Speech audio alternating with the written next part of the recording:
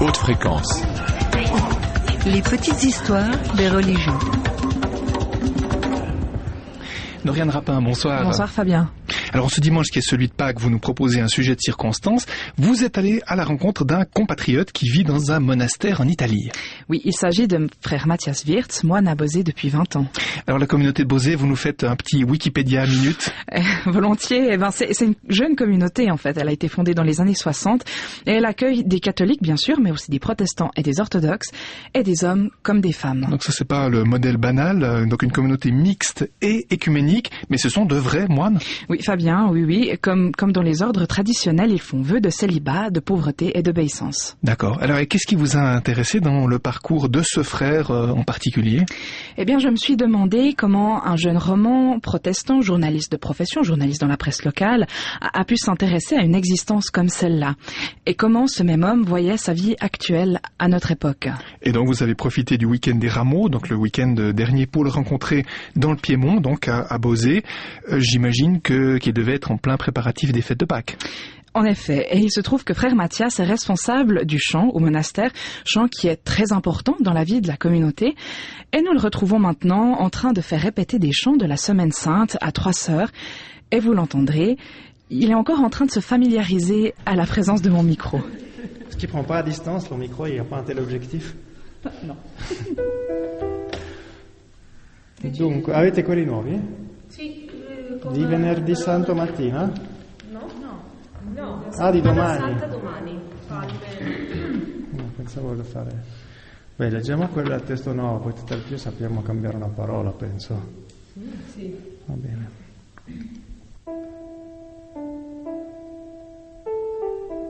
Gloria a te, Signore, gloria a te. Alors on m'a demandé d'être le responsable du chœur, donc ça implique évidemment de faire les répétitions de chant pour le chœur, de voir un peu s'il y a des répertoires nouveaux à travailler. L'essentiel de ce que nous avons comme musique, c'est quand même des choses qui viennent du répertoire monastique français, pour avoir justement quelque chose d'aujourd'hui et ne pas simplement photocopier le grégorien en mettant du typex sur le texte et en le traduisant. Donc là mon rôle c'est effectivement de voir s'il y a des choses qu'on peut revoir, qu'on peut reprendre, qu'on peut adapter. Secondo me devi scendere un po' di più.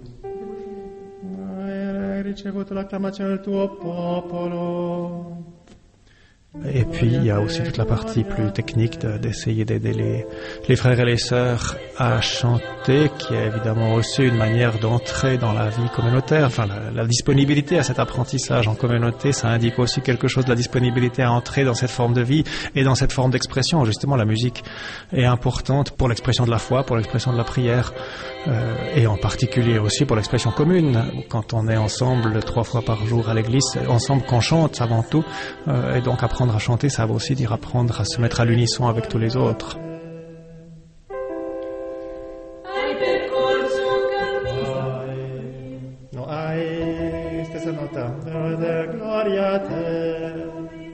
Alors Matthias Wirtz, dans votre vie spirituelle propre, quel rôle joue la musique ? Alors pour moi individuellement, c'est vrai que la musique faisait partie déjà de ma vie avant d'être ici. Alors sans doute j'étais pas un vrai musicien au sens professionnel du terme, mais je jouais un peu de violoncelle et je continue à le faire d'ailleurs. En famille, c'était vraiment Bach qui jouait le rôle prépondérant. C'est surtout avec cette musique-là en arrière-fond que j'ai grandi, et puis ça continue à m'accompagner. Là, il y a vraiment pour moi un rôle important de la musique qui m'accompagne, qui peut-être même m'encourage pour les moments peut-être un peu plus hésitants.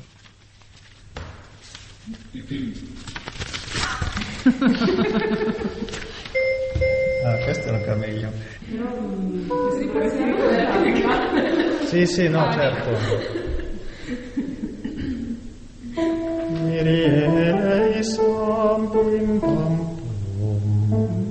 Pour moi, c'était vraiment une manière plutôt naturelle de m'associer à ce rythme communautaire, à ce rythme de la prière. Là encore, parce qu'il y avait ce bagage peut-être précédent, et puis parce qu'il y avait aussi ce désir quand même d'entrer dans cette forme-là de prière, pour justement s'associer à la vie liturgique de la communauté. Tu che sei stato deposto in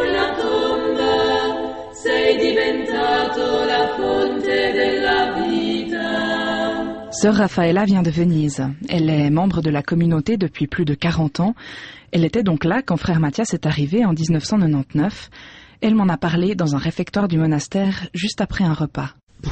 Je pense que Mathias, il a beaucoup de dons, de capacités, au niveau professionnel aussi, au niveau de connaissance des langues, au niveau aussi des dons artistiques.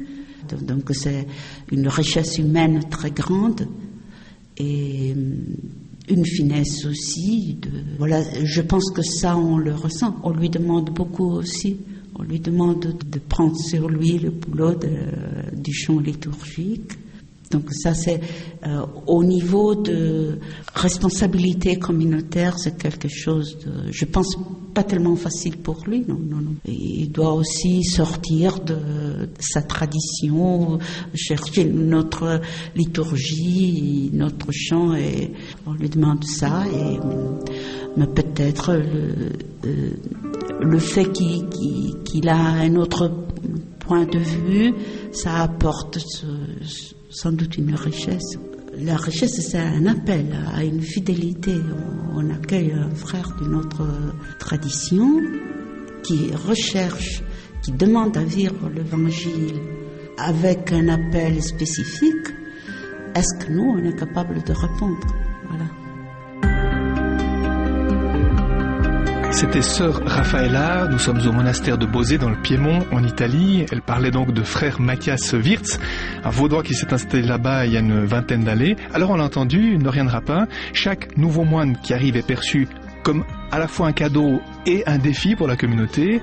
Et un jeune moine francophone, vaudois, ça n'avait rien d'une évidence, j'imagine. Non, ce n'était pas une évidence que ces destins se rencontrent. Donc j'ai demandé à frère Mathias le chemin qu'il a mené lui dans ce monastère. Et nous en avons discuté devant le bâtiment même où il a atterri en premier, si j'ose dire. C'est donc l'accueil du monastère, là où chaque pèlerin arrive. Et le week-end dernier, Bosé recevait du monde. Les familles de la région étaient là pour fêter les rameaux. Bienvenue dans l'ambiance relativement peu contemplative à l'entrée du monastère.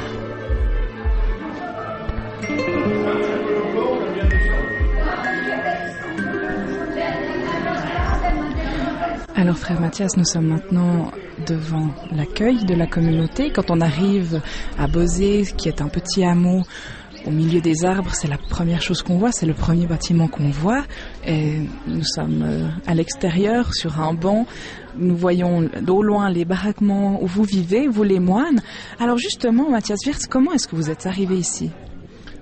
Ce qui m'est arrivé pour que finalement je finisse ici, c'était un petit peu l'expérience d'un jeune chrétien réformé du canton de Vaud qui, d'une façon ou d'une autre, a vécu sa vie de jeune chrétien dans une paroisse de ce coin de pays et qui, une fois ou l'autre, avec le pasteur Roussan, est allé à Thésée où il a découvert finalement des hommes qui avaient l'air tout à fait équilibrés et donc il avait l'impression que cette vie-là pouvait être quelque chose qui lui correspondait aussi avec cette dimension de prière, cette dimension de vie commune et puis ce désir de tout donner de soi-même pour le Christ, dont on a reconnu qu'effectivement c'était l'élément central qui me donnait une certaine consistance, enfin en quoi j'avais l'impression de croire qui pourrait satisfaire finalement ce que je cherchais, enfin qui pourrait répondre à mon désir.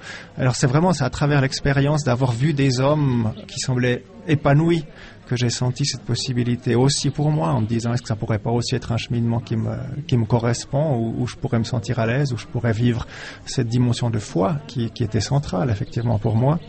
Puis d'une manière ou d'une autre, connaissant justement cette communauté-là de Thésée, mais en voyant aussi d'autres réalités chrétiennes, à un moment donné, j'ai aussi appris à connaître la communauté de Bosé dans sa composition œcuménique, qui était avant tout l'élément qui, en tant que réformé, justement, me touchait en me disant, en tant que réformé, je peux vivre ma foi chrétienne et ce choix monastique sans avoir nécessairement besoin de changer d'église. Il me semblait trouver ma place, notamment aussi pour cette attention à qu'est-ce qu'il faut dire, à une esthétique à la fois dans la liturgie mais aussi dans les espaces qui sont proposés à la communauté et aux autres. Et puis c'est ces éléments-là, enfin cette dimension à la fois œcuménique, à la fois esthétique et humaine, j'allais dire anthropologique, qui m'a touché ici et qui m'a fait me dire tiens, ça pourrait être ici le lieu. Alors vous me direz pourquoi ici et pas ailleurs. Je pense qu'on pourrait poser la même question à un homme ou une femme mariée en lui disant pourquoi cette personne n'est pas telle autre. Voilà, enfin c'est le mystère d'une rencontre et puis d'une impression d'un moment qui ensuite demande à être vérifié et qui entre quelques années de noviciat a trouvé à se confirmer, en tout cas dans mon cas, jusqu'à ce que je fasse mes vœux et la profession dans la communauté ici.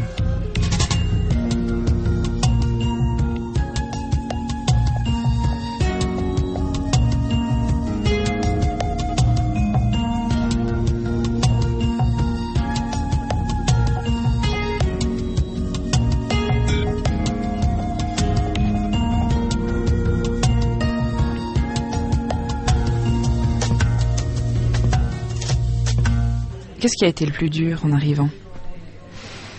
C'est ce qui apparaît comme un manque de liberté, où on a l'impression quand on arrive ici qu'on est un peu bloqué par les autres, par la vie, par le rythme, par ce qu'un monastère peut proposer. Alors on n'a pas la liberté d'appeler un ami pour aller boire quelque chose un soir ou pour aller au cinéma. Et en même temps, on se rend compte en le vivant jour après jour que c'est peut-être une liberté extérieure qui nous manque, mais au contraire, la liberté, pour ainsi dire, intérieure s'approfondit peu à peu, dans le sens où on assume effectivement le choix qu'on a fait, et on se rend compte qu'on l'a fait de manière libre. On se rend compte que c'est pas quelqu'un qui, de l'extérieur, nous a enfermés dans ce qui pourrait apparaître comme une prison, mais au contraire, c'est nous qui avons choisi librement cette vie, parce qu'on s'est rendu compte que c'est là qu'on trouverait une joie, un bonheur, une lumière, qui effectivement nous continue à nous porter en avant. Vous faites quoi ici, en fait ? En ce qui me concerne, j'ai un bout de temps où je travaille à l'accueil, donc je suis en général les après-midi à l'accueil, à répondre au téléphone, à accompagner les autres qui viennent pour quelques jours. Et puis le reste du temps, je travaille plus des choses intellectuelles. Alors je travaille un peu pour la maison d'édition, je fais des traductions, je cherche à mettre ensemble des textes qui, d'une certaine manière, produiront ensuite des bouquins sur des sujets de spiritualité.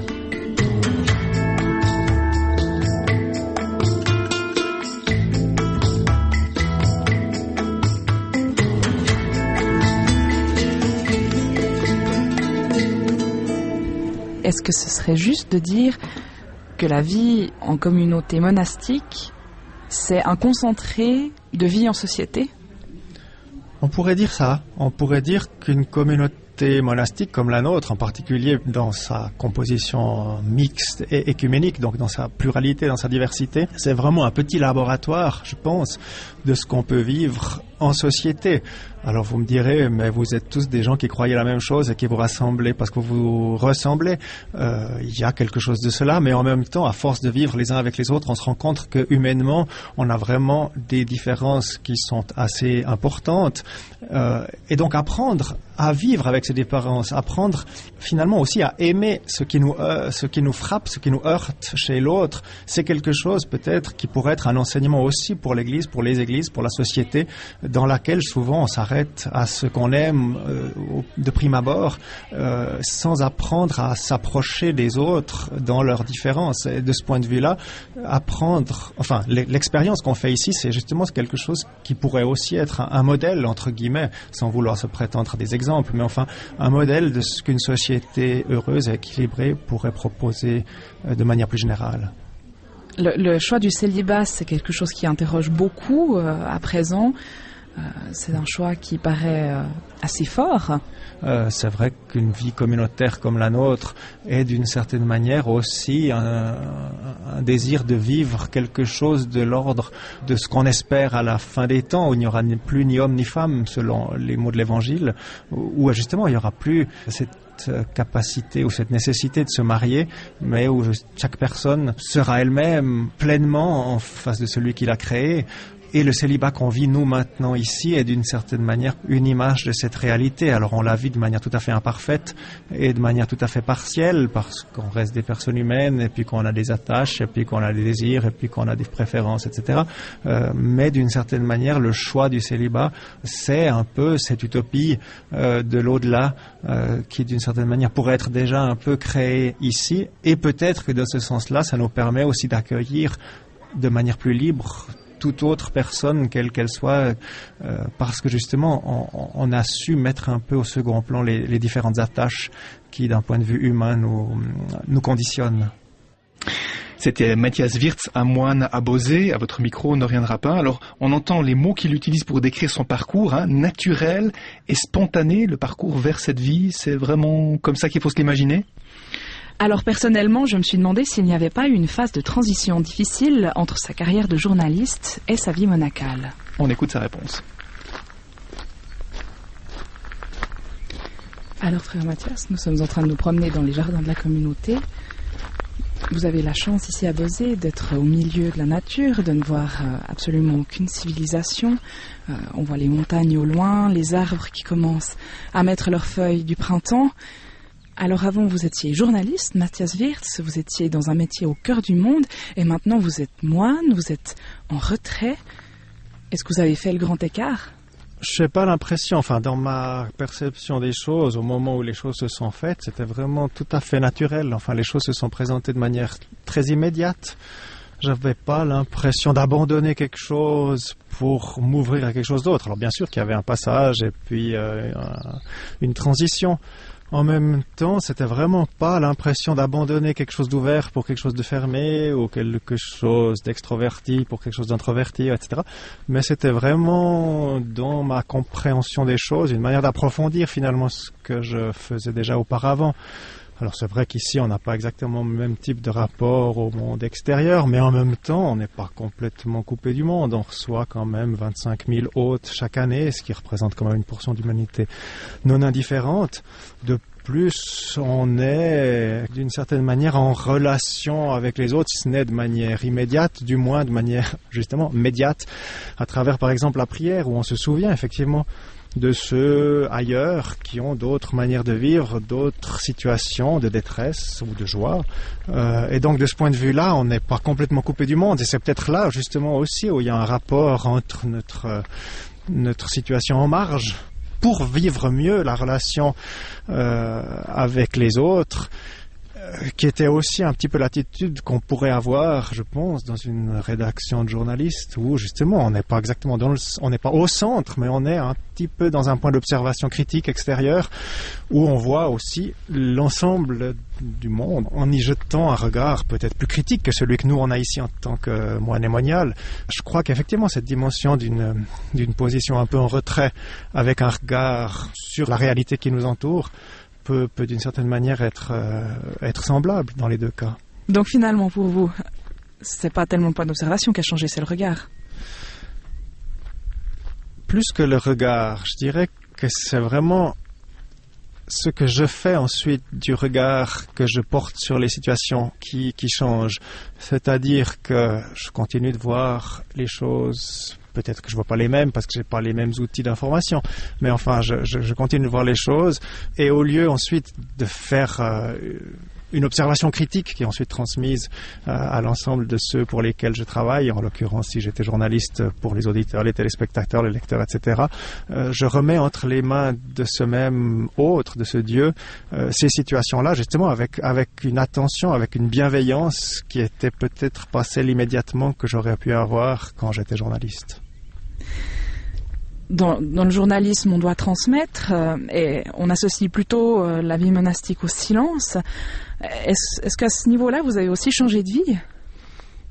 Ce qui a vraiment changé, en tout cas dans ma perception des choses en venant ici, c'est vraiment la dimension de l'écoute, où je me rends compte que c'est premier, c'est pas moi qui parle en premier, mais c'est l'autre dont je cherche à comprendre le message qui me transmet, que ce soit l'autre avec un grand A ou avec un petit A.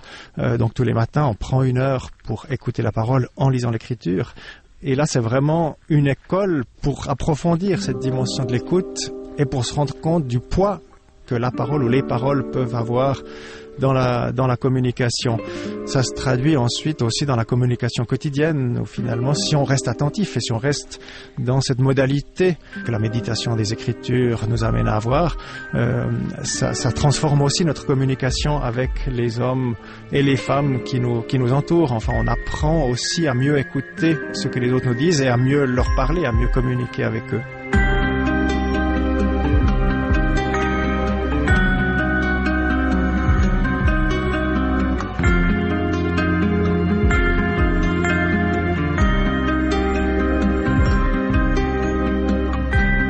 Mathias Wirtz, à votre micro, Noriane Rapin. Alors justement, quand on est moine en communauté, comment est-ce qu'on vit Pâques à Bauzé ?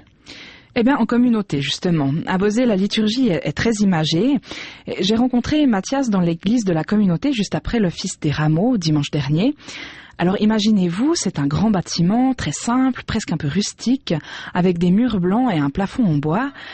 Et je vous propose d'y aller avec les fidèles de dimanche dernier. Ils entraient en cortège dans l'église pour les rameaux.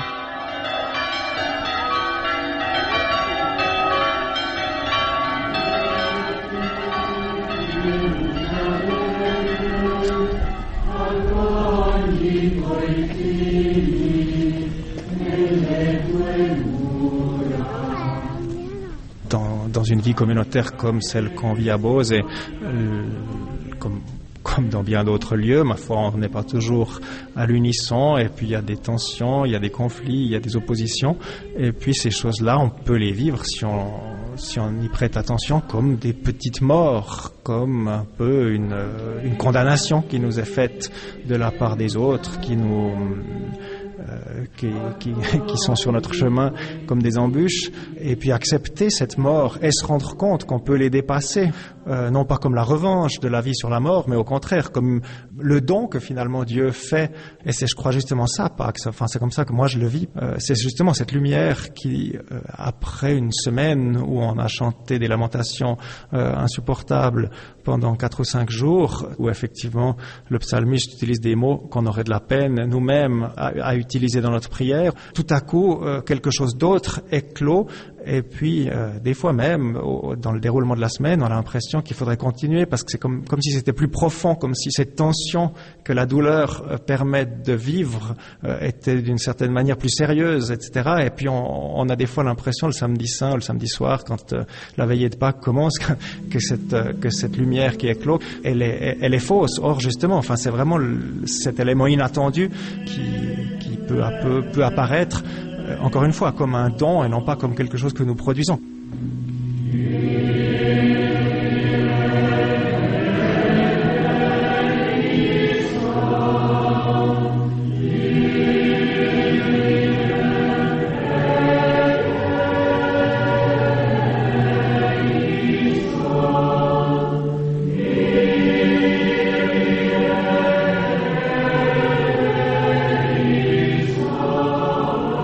Donc si j'essaie de reformuler pour vous Pâques, c'est de pouvoir surpasser ou dépasser les blessures infligées par autrui.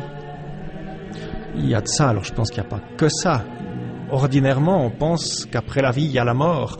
Or, Pâques, et c'est aussi une expérience qu'on peut faire individuellement, il y a des fois des situations où on a l'impression que tout est fini, qu'on ne peut plus avancer, et par surprise, par grâce, par quelque chose d'inattendu, une vie nouvelle éclot et puis on recommence à respirer. Je pense que c'est aussi ça, pas dans notre expérience individuelle, dans mon expérience personnelle, c'est des choses qu'il faut recommencer de manière régulière, comme si cette réalité d'une vie qui sort de la mort était toujours quelque chose qui devait nous être rappelé, là aussi, parce que dans notre expérience individuelle, c'est quelque chose qui ne va pas de soi et que le quotidien nous impose de revivre et d'accepter de revivre et d'accepter de recevoir toujours à nouveau.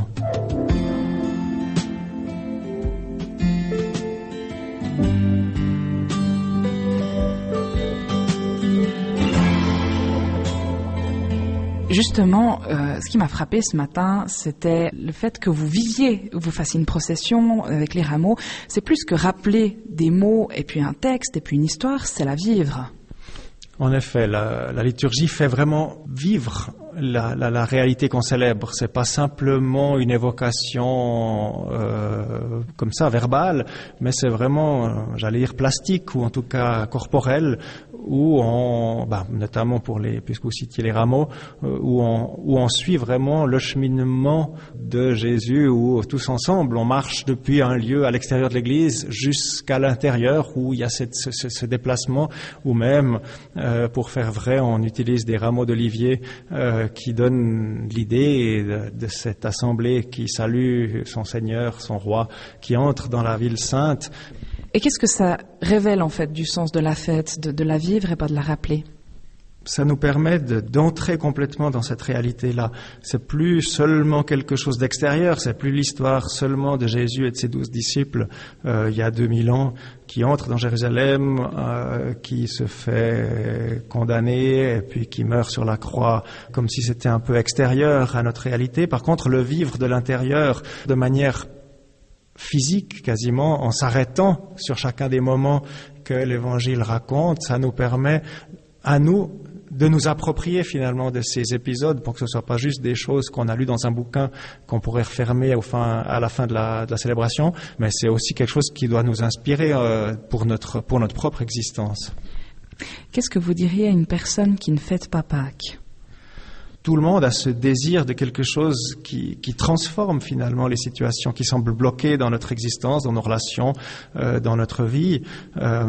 Et de ce point de vue-là, pour moi, vivre Pâques, c'est entrer dans cette dynamique d'un don que je ne crée pas de moi-même, et qui n'est pas une manière un peu à l'eau de rose ou méthode Coué pour dire tout ira bien quand même. Tout le monde, en tout cas très souvent, découvre qu'il y a des chemins, qu'il y a des raies de lumière qui, même dans les lieux les plus sombres, permettent de retrouver un peu d'espoir. Et je pense que c'est cette dynamique-là que Pâques exprime de manière plus humaine, comme ça.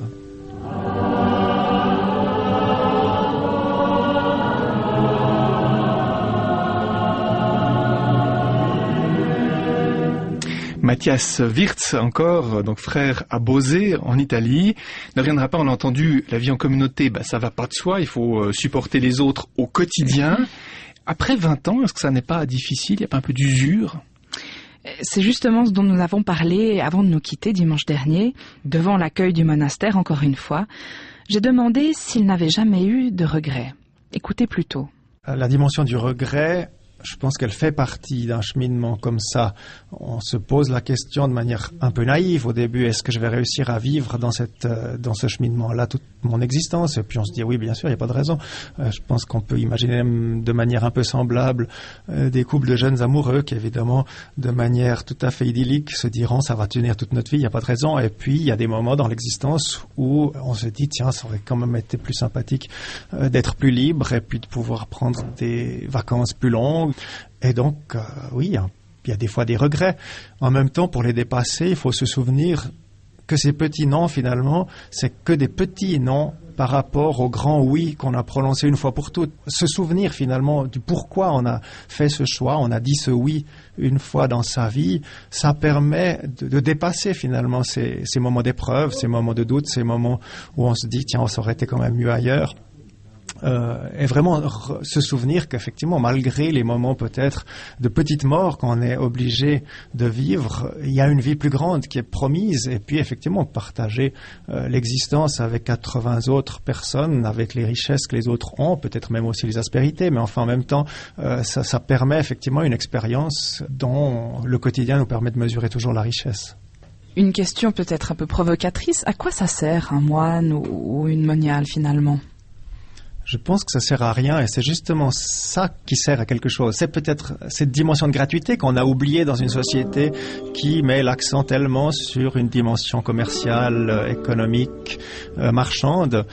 Justement, apprendre à vivre au quotidien à cause d'un homme dont on dit qu'il a donné sa vie pour tout le monde, puis vivre quotidiennement cet exemple d'une donation de soi gratuite, sans attendre quelque chose en retour.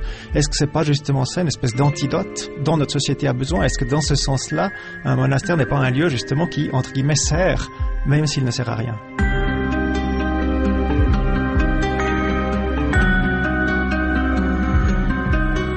C'était le portrait de Matthias Wirtz que vous nous proposiez, Noriane Rapin. Merci beaucoup. Matthias Wirtz, on le rappelle, ancien journaliste vaudois, devenu moine dans le monastère œcuménique italien de Bosé, au nord du Piémont. Si vous souhaitez entendre ce sujet, vous pouvez le faire sur notre portail rtsreligion.ch, et puis notre répondeur téléphonique vous est ouvert pour laisser un commentaire, le 058 236 60 70. Voilà le numéro.